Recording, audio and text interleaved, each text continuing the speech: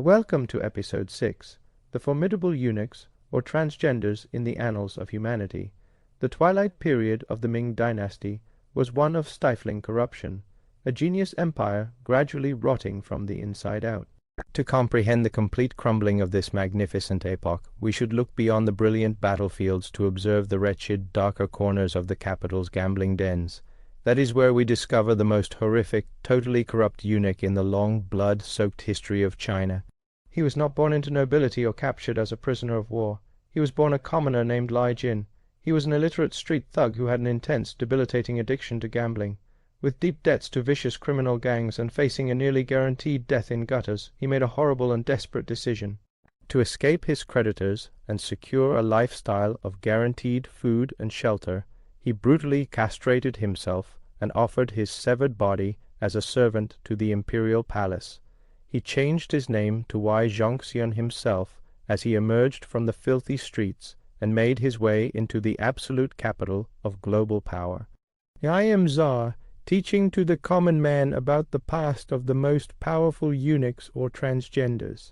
The Forbidden City was a colossal, labyrinthine citadel of mind, blowing treasure, arranged strictly between the outer court of educated Confucian bureaucrats and the inner court of the emperor's private household, operated by thousands of eunuchs alone.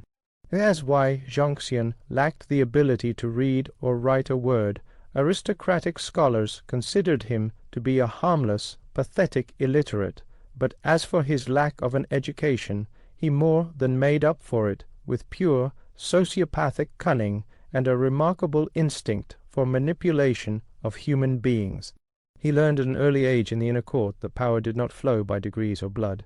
It came straight from being directly upon your head, the head. He quietly worked up the high wire climb of the palace's palace, and finally struck an auspicious one with a woman named Madame Qi.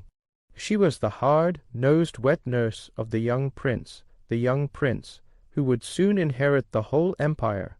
With bribes and flattery and dark bedroom politics, the illiterate eunuch and the manipulative wet nurse created an impenetrable wall around the young heir. When the elder emperor died, his teenage son took on the dragon throne and became the Tianqi Emperor. 100 million lives were now in the hands of a boy who had no interest at all in governing. There was something bizarre and all-consuming about the new monarch's preoccupation with carpentry and woodworking. He wanted nothing more than to spend his day in the imperial gardens, covered with sawdust, creating beautiful wooden furniture and modelled palaces. He completely ignored the mountains of urgent state documents, the starving peasants and the legions of armies on the frontier. Whenever the desperate administration officials encountered his crucial tax or warfare decisions, the irritated Carpenter Emperor would dismiss them off and point them at his beloved illiterate servant. It was a simple, ruinous order he gave Wei Zhongxian: deal with it, and do not disrupt my woodwork. This single command made the illiterate gambler the absolute ruler of the Ming Dynasty. At exactly that moment, when the emperor was entirely distracted, Wei Zhongxian hurried to consolidate his grip upon the empire with terrifying speed. He quickly gained absolute authority over the Eastern Depot, the feared, overbroad secret police of the Ming Dynasty. Originally established to cleanse the territory of treason against the crown, the Eastern Depot in the time of Wei Zhongxian grew into a huge, totalitarian machine of personal terror.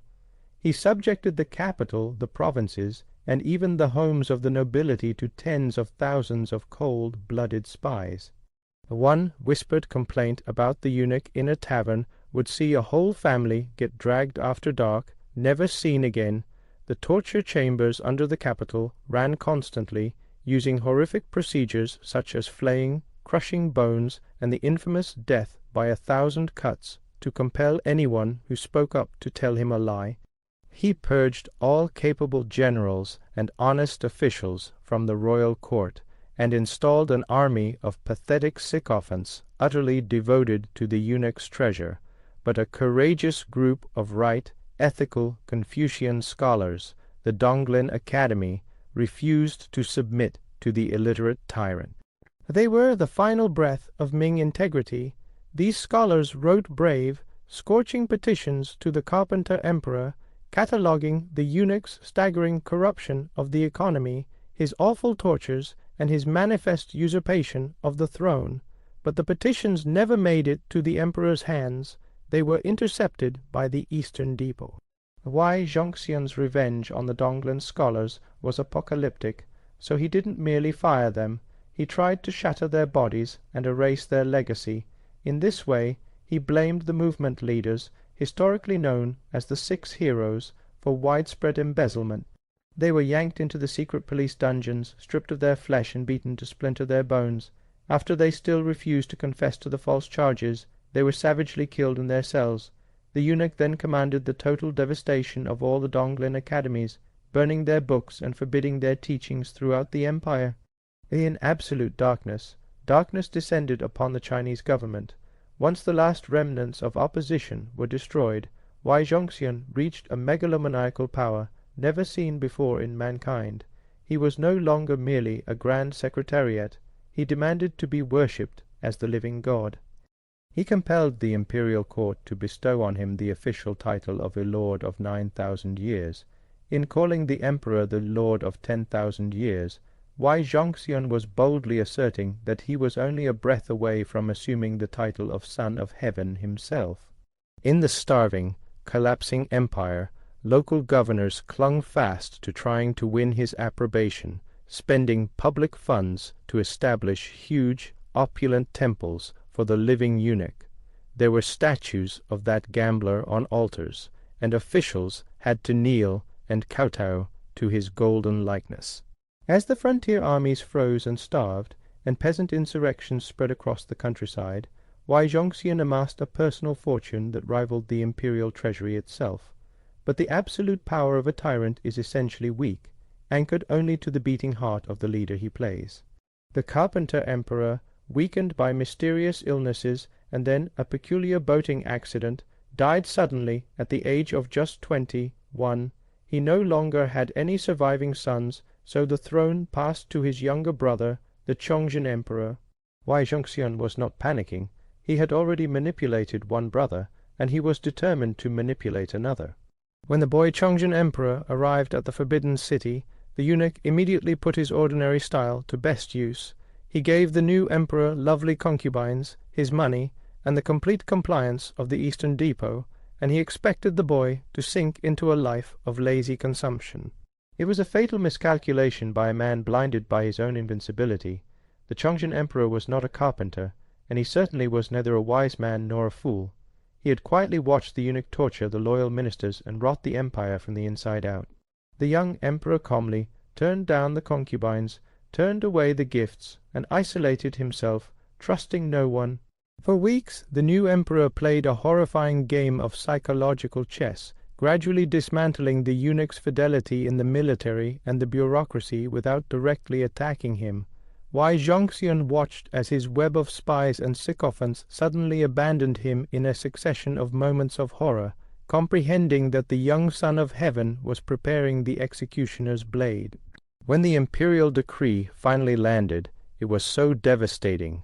The emperor officially charged Wei Zhongxian with more than 100 capital crimes, including high treason and the killing of imperial concubines, as well as plundering the wealth of the nation. Stripped of all his grand titles and absolute authority, the lord of 9,000 years was banished from the capital and ordered to live out his days in exile in a remote, miserable province. But traveling down the dusty road away from the Forbidden City with only a small number of remaining guards, Wei Zhongxian's legendary spy network provided one last terrifying piece of intel. The emperor had changed his mind. Exile was too merciful for the man who had been responsible for destroying the Ming Dynasty. The imperial guard was riding heavily behind and bearing orders to arrest the eunuch, drag him back to the capital, and slowly carve him to death in the public square. Sitting at a grim, solitary tavern on the side of the road, the former street thug knew his impossible, blood-soaked gamble was over for once.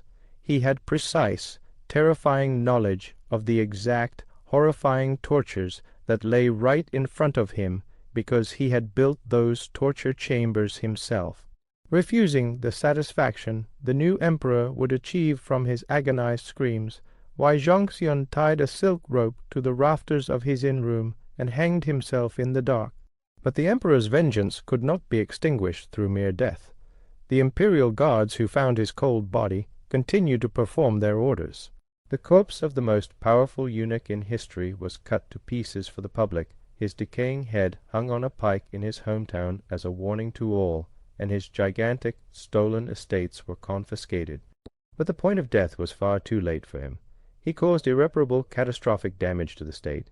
By slaughtering the empire's best minds and hollowing out its defenses, the illiterate gambler had left the gates of China fatally weakened, foreshadowing the complete fiery destruction of the Ming Dynasty only a few years later. We are at the very height of corruption with Wei Zhongxian. It does a great job of demonstrating the shadow rulers in Ming Dynasty. Here we end our 6th episode. Please subscribe, leave your comments if you like my content. See you in the next episode of the most powerful eunuchs of our history.